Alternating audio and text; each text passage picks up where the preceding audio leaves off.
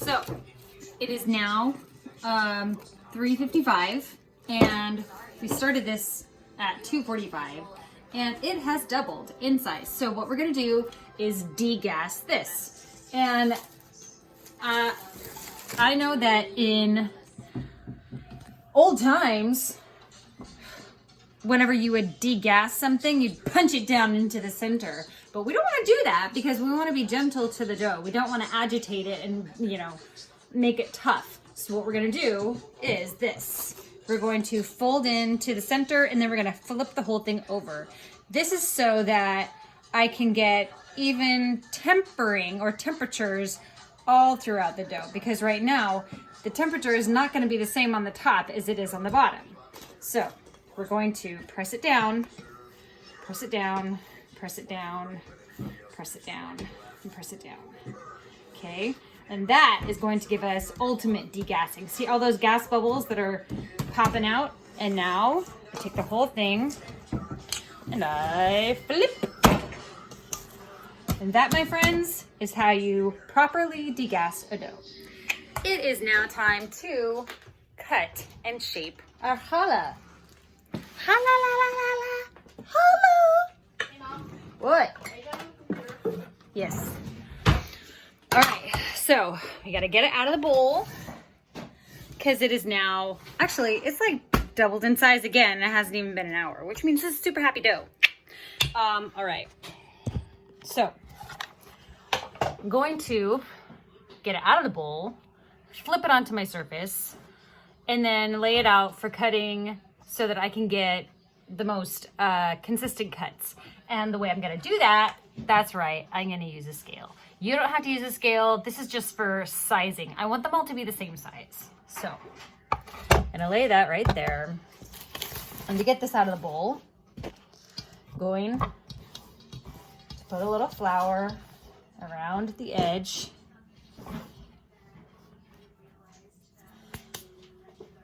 I'm gonna take a bowl scraper and scooch it along those edges. And this is so I can release the suction between the dough and the bowl. So now that that has been released, I'm going to, and it comes out perfectly. All right, so now that we are a happy dough, we are also a very sticky dough. So I'm going to show you one or two, and I think I want to cut these to, I think 70 grams was a happy place. So I cut one line out, and I cut a little bit to see how much that is. That's 100 grams. So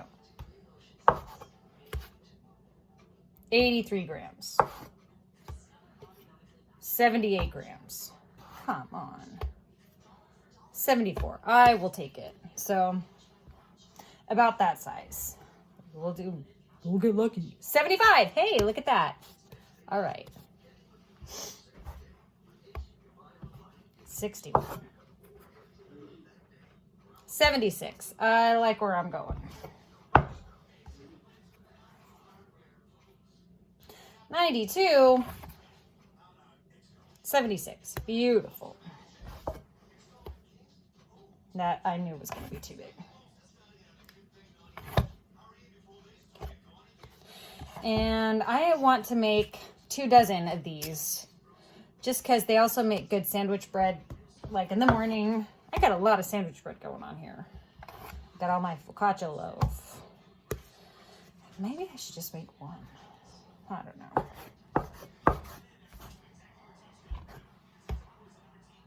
73.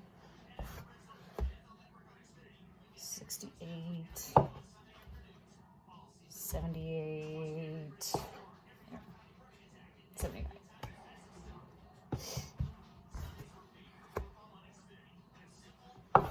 Okay, so I have a few of them cut anyway, and I will show you quickly shaping. So when I'm shaping it, I want them all to be balls, right? And I want the underneath to not be noticed. I want them to be smooth on the top with the gathered part on the bottom.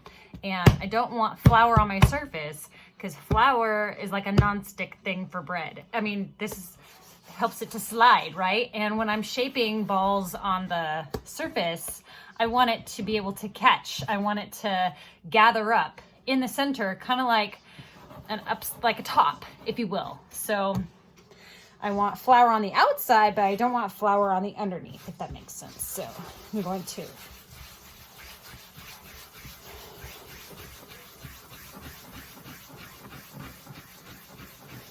oh, my days at the bake house.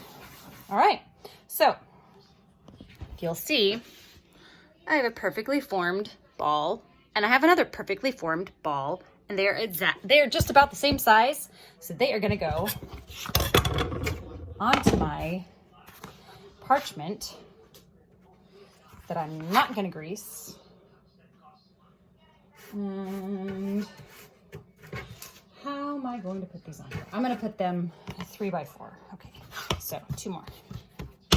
And really all I'm doing is I am trying to use the bottom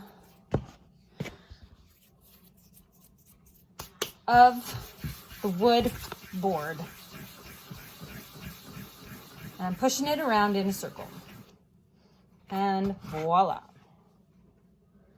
And really, it just takes practice, because with my left hand, I used to think I was broken, but check me out with my left hand.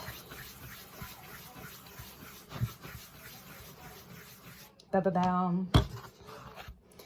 Exactly what you want. Okay.